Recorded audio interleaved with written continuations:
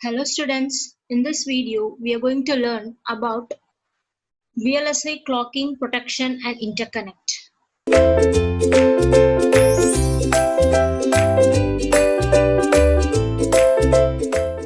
So far we have completed 3 units, and in all those 3 units we learned how to design our CMOS circuitries.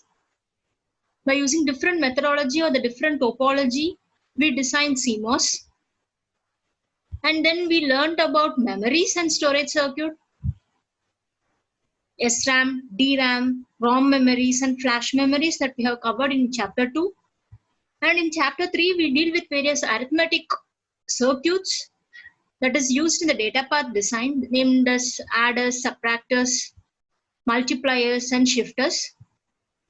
So we did a lot of hard work to learn about various design circuitry. So we are designing certain circuitry and we are doing the layout of that circuitry, and everything is being done in a complex manner. We did a lot of hard work. But if suppose the control to start the operation of all the circuitry failed, all our hard work will be spoiled, which means there is a control signal, and that control signal that is going to control all your circuitry is nothing but the clock. So the clock must be studied in depth because it is of utmost importance. Means all your sequential circuits has one property in common. Means a well-defined clock and the ordering of the switch events must be imposed. Means there must be a well-defined ordering of switch events. Which clock must come first? So after that particular clock has come, what has to be the next step of execution? So there must be a proper ordering of switch events. So if not, what will happen? Our circuit may go wrong. Means though we did a lot of work and we have different topologies, if there is no proper ordering of switch events, then what will happen is our circuit will not work properly. So we must have a well-defined ordering of switch events. Suppose if it is not the case, one thing is our hard work may be failed. Means the wrong data might be written into the memory elements. Means I'm saying at time 1 second, I have to fetch the data, and at the time of 2 seconds, I have to do operation on that data, and at the time 3 seconds, I have to store the process data into memory. Okay, so 1 second, 2 seconds and 3 seconds. So at the end of 3 seconds, my data which has been processed will be written into memory.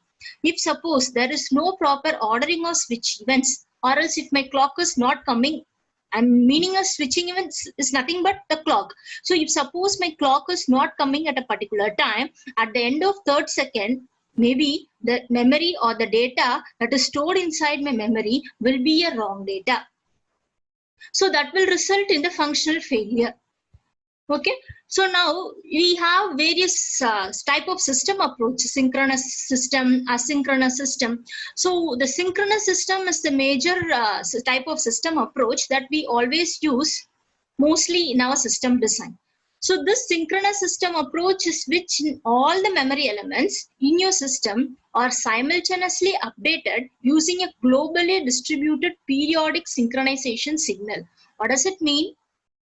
There will be various memory elements in your system, and all these will be updated, or all these will be enabled using a global clock signal, a particular clock signal that will be a common signal, and that is going to trigger all your memory elements. So this is an effective and popular way to enforce this ordering. We are saying, right, there must be a proper ordering. If there is a global clock signal that is common to all the memory system, I can easily order my switch events. If suppose this is the case, my functionality will be ensured.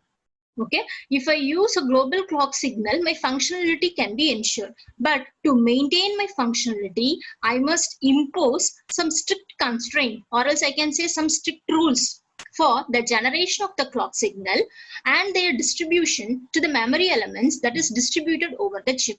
Meaning, like I said, that there must be a global clock signal for a proper ordering of the switch events. Okay, so the clock signal is most important. So there must be a proper care while we are generating the clock signal, and also their distribution to the memory elements. Because we will be having a global clock, and that global clock will be given to the chip. So internally, the local clock signal has to be generated and it has to be distributed. So only if all these things perform correctly, the functionality of your system will be made correct. So now, what is a perfect clock? Means if I give a clock, immediately all my signals must be triggered, and it must be sent to the various memory elements on the chip simultaneously. So a perfect clock is defined as a periodic signal that simultaneously triggers various memory elements on the chip. Okay, if suppose my clock is not ideal, at one time a data may come, at another time another data may come. That is what I'm saying. I'm stressing the importance of clock, and that is what we are going to learn in this chapter. We will learn about the importance of clock and what are the methodologies that is being used in the generation and distribution of clock, all these things. So to make sure that clock is important, I'm saying that a perfect clock is a one that is a periodic signal, and it must simultaneously trigger all the memory elements of the chip.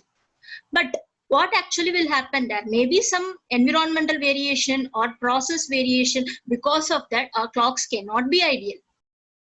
So two such cases can be called as clock skew and clock jitter, that will be playing a major role in making our system complex. So we are going to analyze the impact of the clock skew as well as clock jitter, and we will learn what is clock skew and clock jitter. Clock skew is nothing but the spatial variation of the clock signal, whereas the clock jitter is the temporal variation of the clock signal.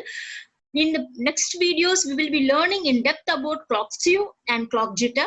As of now, just we are going to say the importance of the clock, and because of the variation in environmental condition or maybe due to the wire length, we will be not getting the ideal clock, and there may be a chance of getting clock skew and clock jitter. All those may impact the functionality of your system. And the topics that we are going to cover in the system is CMOS clocking style. What is it? Clocking style is nothing but how your CMOS circuitry is being clocked. And while clocking the CMOS circuitry, what are the drawbacks that we are going to get? Whether you are going to use a single phase clock or a dual phase clock, everything will be covered in CMOS clocking style. And to increase the throughput of your system, you will be going for the pipeline system. As I said that clock is important, we must take proper care in the generation as well as the stabilization of the clock. And there is ESD protection topic, which is electrostatic discharge thing. So for protecting this, what are the input circuitry that has to be used, or the output circuitry, and the power distribution scheme, because we are taking a lot of hard work in designing the circuitry, and we are giving a proper clock, and how the power that has to be distributed. That is also an important concept that has to be learned. And again, we will be learning about the various interconnect delay, because we will be having certain components. A clock is being given, at the same time all your components must be connected. So what are the delays that is happening because of interconnect, how we are scaling down the components, and what are the crosstalk that is happening inside your circuitry. So all these things will be covered in unit 4 and named as VLSI clocking, protection and interconnect. And these are the topics that we will be seeing in the forthcoming videos. And this is all about the introduction part of unit 4. Thank you.